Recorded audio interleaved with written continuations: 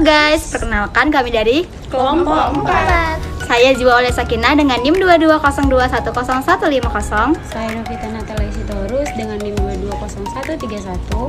Saya Zahra dengan NIM 2202101123. Saya Najwa Harumi dengan NIM 2202101117. Saya Nisa Ramatila Daula dengan NIM 2202101125. Saya Heratul Aulia dengan NIM 2202101136. Di sini kami akan memberikan edukasi tentang tema manajemen publik yang berisu tentang Koperasi Merah Putih. Stay tune guys.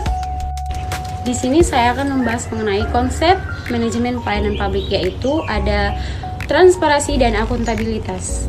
Transparansi dan akuntabilitas adalah prinsip utama dalam tata kelola yang baik, atau dengan biasa juga kita sebut dengan good governance.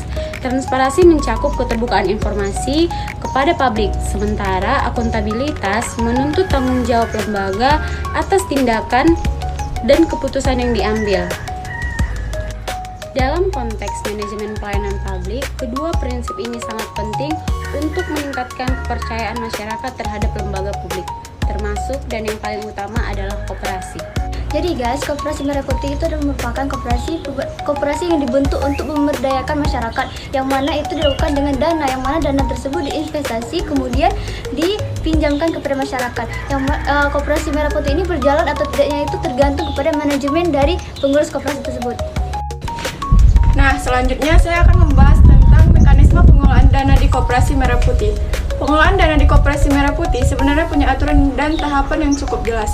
Mulai dari perencanaan penggunaan uang, menyalurkan untuk kegiatan usaha koperasi, sampai akhirnya dilaporkan ke semua anggota. Tapi, biar semua berjalan dengan baik dan gak ada yang curiga, harus ada keterlibatan semua anggota.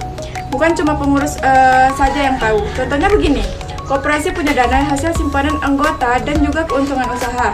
Nah, uang ini harus direncanakan dulu penggunaannya. Misalnya mau dipakai buat modal usaha warung sembako koperasi atau untuk memberikan pinjaman ke anggota yang dibutuhkan.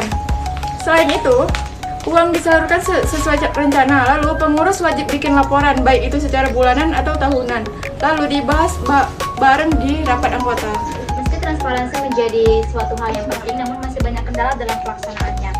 Beberapa pengurus koperasi tidak menyampaikan laporan secara berkala atau hanya menyampaikan sebagai informasi keuangan kepada anggota. Kurangnya pemahaman digital, lemahnya pengawasan internal, serta rendahnya partisipasi anggota dalam rapat tahunan memperburuk situasi. Akibatnya muncul potensi penyimpanan data dan menurunnya tingkat kepercayaan anggota terhadap koperasi.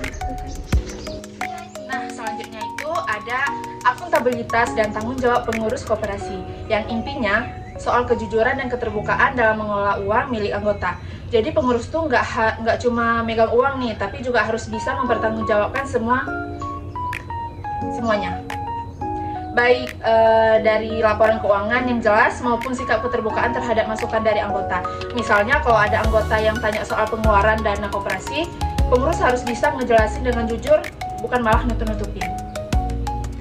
Nah, dan yang terakhir, untuk memperkuat transparansi dan akuntabilitas, Koperasi Merah Putih perlu menerapkan sistem digital dan akuntansi yang terbuka, pelatihan rutin bagi pengurus, dan peningkatan partisipasi anggota.